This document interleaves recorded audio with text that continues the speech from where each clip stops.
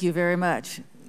Thank you, Madam Chairwoman, Ranking Member Bozeman. It's an honor and a privilege to be before you today, and I really appreciate you allowing me to discuss the issues before us about the Chesapeake Bay. As you know, the Bay is extraordinarily important to myself and to our constituents. It is an economic driver in Virginia, and that is why I am glad to be here with you today.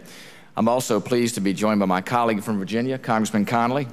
Jerry is also very dedicated to preserving and restoring the Chesapeake Bay. He knows how important it is, not just to the state, but to the nation. And I'm glad to have worked with him already on a number of Bay issues. He and I have a chance many times to talk about what we can collectively do to get our Bay cleaned up, and I look forward to continuing to work on those issues. I'd also like to recognize another colleague from the Commonwealth, Congressman Perriello, who has also been a true champion for the Bay, a real leader there, someone that reaches across the aisle and makes sure that we get things done in the best interest of the Commonwealth and the best interest of this nation. And I really appreciate your leadership and your efforts on behalf of the Chesapeake Bay.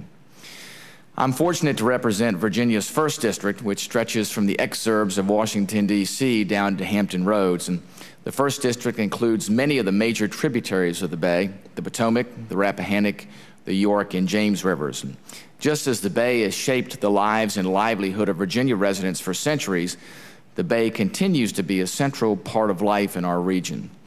As the largest estuary in the United States, the Chesapeake Bay watershed is home to over 16 million people. The scope of the watershed is hard to imagine. The watershed encompasses 6 states and the District of Columbia, well over 1,000 local governments, 150 major tributaries, 100,000 streams and rivers, and over 11,600 miles of shoreline, plus thousands of plants and animal species. The Bay accounts for billions of dollars in economic and recreational revenue, not to mention it's the site of major ports and military bases. I believe that there is a deep sense of frustration in the Chesapeake Bay watershed about the progress we've made to restore the Bay. Yes, we have had successes. However, with all the federal, state, local, and private partner investment, we would all like to see more accomplishments. With that said, I am encouraged by the renewed attention and dedication towards restoring the Chesapeake Bay. The Chesapeake Bay Action Plan, ongoing state efforts, and the administration's Chesapeake Bay Executive Order all seek to improve Bay cleanup efforts, and I applaud those efforts. They are long overdue, and the time is now. Across the Bay, these efforts are shaping and will continue to shape restoration efforts. Today's focus on the reauthorization of the Chesapeake Bay program is another important component of this complex environmental restoration effort. I would like to outline some of the key principles that I would like to encourage the committee to consider as Congress continues to evaluate and plan for ongoing restoration activities in the Chesapeake Bay. First, there must be performance-based measures to assure that dollars currently spent on Bay restoration activities are producing results, and that efforts are being monitored and adapted to meet Bay goals. I would encourage the committee to consider incorporating H.R. 1053, the Chesapeake Bay Accountability and Recovery Act legislation I've authored, into any Bay program reauthorization. H.R. 1053 would implement and strengthen management techniques like cross-cut budgeting and adaptive management to ensure we get more bang for our buck and continue to make progress in Bay restoration efforts. Both techniques will ensure that we are coordinating how restoration dollars are spent and making sure that everyone understands how individual projects fit into the bigger picture. That's why in that way we're not duplicating efforts, neither are we spending money in a duplicative way, nor do we need to be looking at issues that are at cross purposes. So this will allow us to make sure that we're avoiding that duplication in those efforts at cross purposes.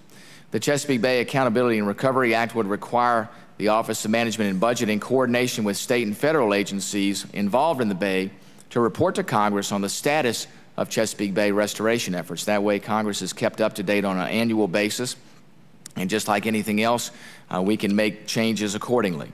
My bill would also require the EPA to develop and implement an adaptive management plan for Chesapeake Bay restoration activities. Adaptive management relies on rigorous scientific monitoring, testing, and evaluation, and the flexibility to modify current management policies and strategies based on changing conditions. Just like a business plan, as the environment around you changes, your business plan changes. This would allow our plan to clean up the bay to also change. Cross-cut budgeting and adaptive management should be key components of the complex restoration activities involved in the Chesapeake Bay restoration effort. Second, I would also like to encourage the committee to consider alternative options and incentives that don't force top-down regulatory requirements. I recognize that we need both carrots and sticks to make complex environmental projects work, and I realize that the command and control approach does have a place, but as a former small-town mayor, I know that localities often struggle to meet state and federal mandates with inadequate financial and technical resources. We should continue to look for ways to create incentives and provide the resources for states and localities to meet bay restoration goals. Additionally, I believe we should encourage innovative and out-of-the-box solutions to cleaning up the bay. New technology and cutting-edge research should be encouraged to meet the bay's pressing needs. For example, promising technology exists that could turn chicken litter into energy and reduce one of the bay's most significant pollutants. This is just one of many technological innovations that could improve the bay. In addition to technology, we should also embrace other innovative solutions. In the Rappahannock River Basin, a group of my constituents is developing a private sector-led marketplace for environmentally friendly products that will help to protect and restore the bay. I would encourage the committee to help localities and embrace technology and innovation to clean up the bay. Finally, I want to mention two things that I don't believe belong in legislation in reauthorizing the Chesapeake Bay program. I would encourage the committee not to include language that would impose any additional regulations or restrictions on non-native oysters or commercial menhaden harvest. I am opposed and would be very concerned about any language that would undermine the Army Corps of Engineers' final environmental impact statement on oyster restoration. And I'm also strongly opposed to any language that would prohibit commercial fishing of menhaden. Peer-reviewed Atlantic States Marine Fisheries Commission scientific stock assessments are very clear, and the Atlantic menhaden populations are healthy and they're not being overfished. And we want to resist the temptation to replace fisheries science with politics. In my mind, reauthorization of the Bay program is not the appropriate venue to address fisheries management policy decisions. We ought to make sure that we use the existing avenues for that in both the Atlantic States Marine Fisheries Commission and the Mid-Atlantic Councils. Thank you again, Chairwoman Johnson and Ranking Member Bozeman, for the opportunity for me to testify today, and I stand ready and willing and able to support and work with you to continue efforts to restore our national treasure, the Chesapeake Bay.